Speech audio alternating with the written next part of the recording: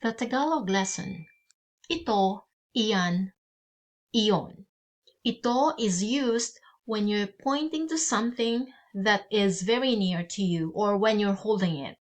Example, ito ay baso. And then iyan is used when you're pointing something that's very near you. And iyon is when you're pointing to something that's very far from you. Let's form a sentence.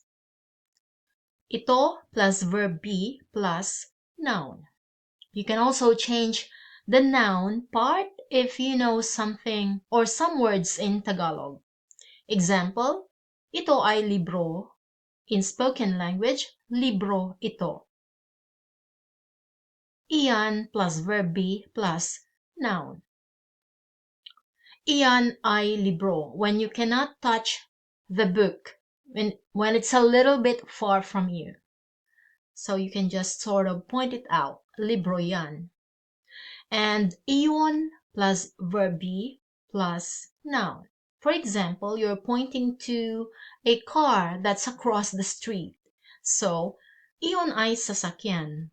Or, yun ay sasakyan. Yun ay bahay.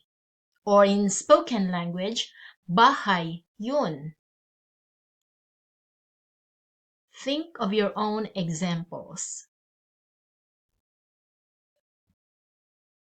Now, you can sort of practice, look around you, and then make your own sentences. You can also try doing this exercise. You can pause it and think about what the word is.